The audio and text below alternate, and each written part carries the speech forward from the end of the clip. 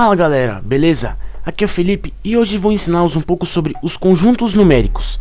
Bom, os conjuntos numéricos são agrupamentos de valores numéricos, números, e são separados em diferentes números e diferentes ordens. Bom, o primeiro conjunto que irei ensinar-vos é o conjunto dos números naturais.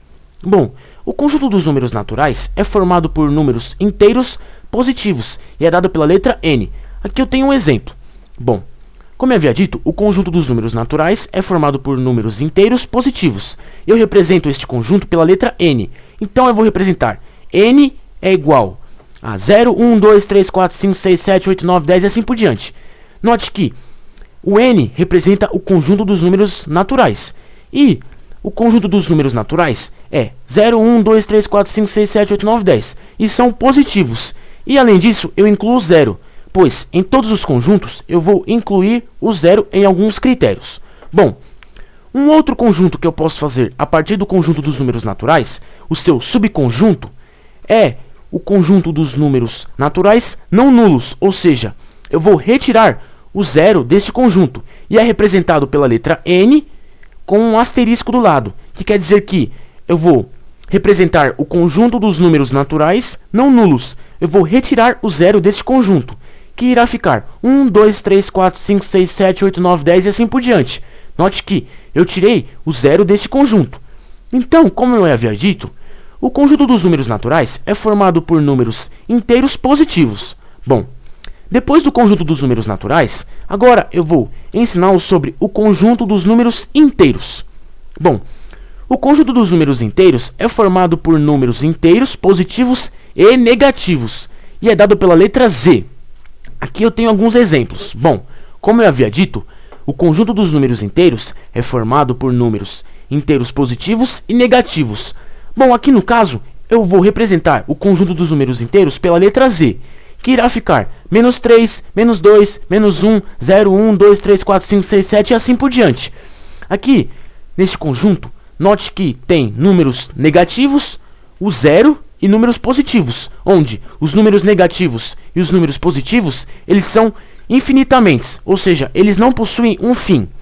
Bom, e também para eu representar outros conjuntos a partir do conjunto dos números inteiros, ou seja, os seus subconjuntos, bom, eu posso representar o conjunto dos números inteiros não nulos, ou seja, eu irei retirar o zero deste conjunto e é representado pela letra Z com um asterisco do lado, que é igual a menos 3, menos 2, menos 1, 1, 2, 3, 4, 5, 6, 7 e assim por diante. Note que aqui eu retirei o zero.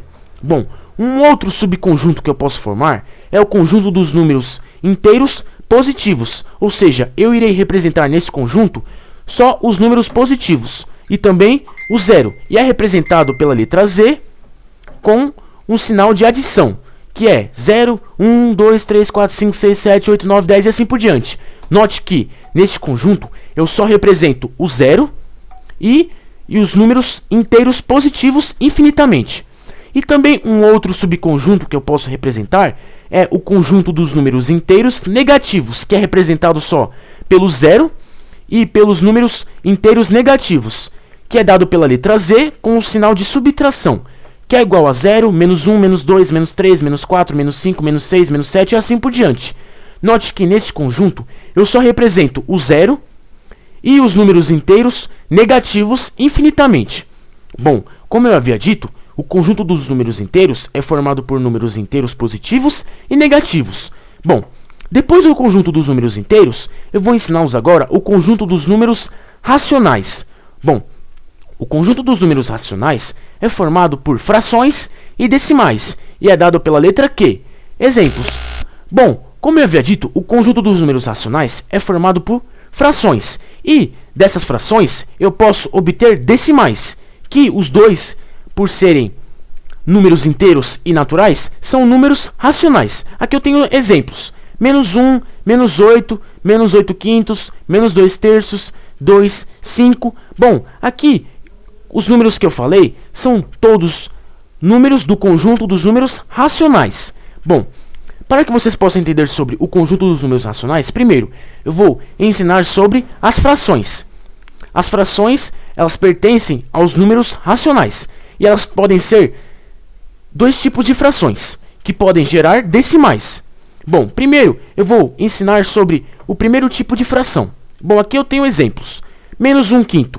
Bom, para eu gerar um número decimal a partir de uma fração, eu devo dividir o numerador pelo denominador da fração. Aqui no caso, menos 1 dividido por 5, que irá ficar menos 0,2. Então, para eu obter um decimal de uma fração, basta eu dividir o numerador desta fração pelo denominador dessa fração, que eu irei gerar um número decimal. E também eu tenho outro exemplo, 5/4. Dividindo o numerador dessa fração pelo denominador dessa fração, eu irei obter um número decimal, 1,25. Bom, esses números decimais que eu transformei das frações, eles possuem um limite, ou seja, eles possuem um fim. Possuindo um fim cada um, então eu posso falar que esses números são decimais exatos ou finitos. Exatos ou finitos são aqueles decimais que possuem um limite. Possuindo o limite, eles possuem um fim, como menos 0,2 e 1,25. Eles possuem um limite. Bom, uma outra forma de falar sobre frações de números racionais, por exemplo, eu tenho aqui menos 1/3. Vocês sabem que, como eu havia dito, para eu transformar uma fração em um número decimal, basta eu dividir o numerador desta fração pelo denominador da mesma fração. No caso, menos 1 dividido por 3 é igual a menos 0,33333 e assim por diante. Bom, aqui no caso vocês podem ter notado que este número decimal transformado daquela fração, ele é infinito, ou seja, ele não possui um fim, como aqui, 7/9. Então, para eu transformar essa fração em um número decimal, basta eu dividir o numerador, que é o 7, pelo denominador, que é o 9. 7 dividido por 9 é igual a 0,77777 e assim por diante. Note que esses dois números decimais que eu transformei das duas frações, eles não possuem um fim, ou seja, eles são infinitos. Sendo infinitos, eu posso chamar esses números decimais de periódicos ou infinitos. Periódicos ou infinitos são aqueles números decimais que eu posso obter de uma fração. Porém, esses números decimais, eles são infinitos, ou seja, eles não possuem um fim. E eu posso chamar esses números decimais de dízimas periódicas. E dessas dízimas periódicas, eu posso transformá-los em frações. Bom, como eu havia dito, o conjunto dos números racionais é formado por frações exatas e finitas e frações periódicas ou infinitas. E dessas frações, eu posso obter decimais exatos ou finitos, ou periódicos ou infinitos. Bom, depois do conjunto dos números racionais, agora eu vou ensiná-los sobre o conjunto dos números irracionais. Bom, o conjunto dos números irracionais é formado por decimais não periódicos e é dado pela letra I. Exemplos. Como eu havia dito, o conjunto dos números irracionais é formado por decimais não periódicos. Bom, um decimal periódico são aqueles decimais infinitos que, desses decimais, eu posso transformá-los em frações. Só que aqui no caso, o conjunto dos números irracionais possuem decimais não periódicos. E sendo decimais não periódicos, eu não consigo transformar esses decimais em frações. No caso das raízes não exatas, raiz de 2, raiz de 3, raiz de 5, raiz de 7, raiz de 11 e assim por diante. Bom, essas raízes, elas não possuem valores exatos, ou seja, não possuem valores inteiros. E também não possuem dízimas periódicas, não possuem números decimais que destes números eu posso transformar em frações. No caso, a raiz de 2. A raiz de 2 é igual a 1,4142315 e assim por diante, infinitamente.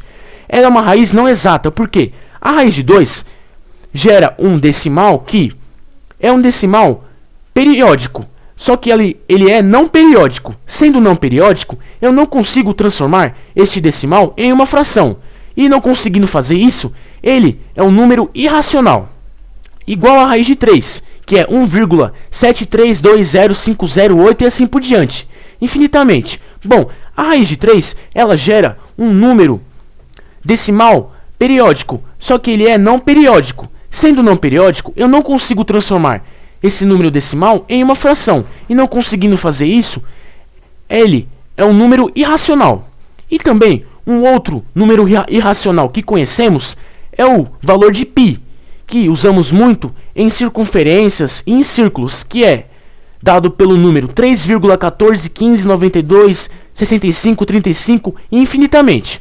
Bom, como eu havia dito, o conjunto dos números irracionais é formado por decimais não periódicos, ou seja, é formado por dízimas ou decimais que eu não consigo transformá-los em frações. E não conseguindo transformá-los em frações, são números irracionais. Bom, depois dos números irracionais, eu vou ensiná-los agora sobre o último conjunto, o conjunto dos números reais. Bom, o conjunto dos números reais é formado pelos conjuntos dos números naturais, inteiros, racionais e irracionais, e é dado pela letra R. Exemplos. Bom, como eu havia dito, o conjunto dos números reais é formado pelos conjuntos que eu havia ensinado a vocês, o conjunto dos números naturais, inteiros, racionais e irracionais.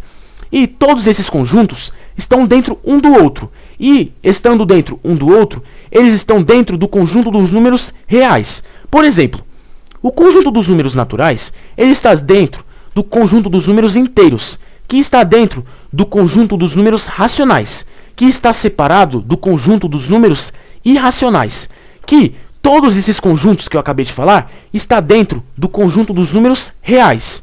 Então, eu posso representar o conjunto dos números naturais, inteiros, racionais e irracionais dentro do conjunto dos números reais. Então, todos esses conjuntos naturais, inteiros, racionais e irracionais, eles podem ser representados por um único conjunto, que é o conjunto dos números reais. Bom, galera, espero que vocês tenham gostado do vídeo e espero que vocês tenham entendido. E até a próxima!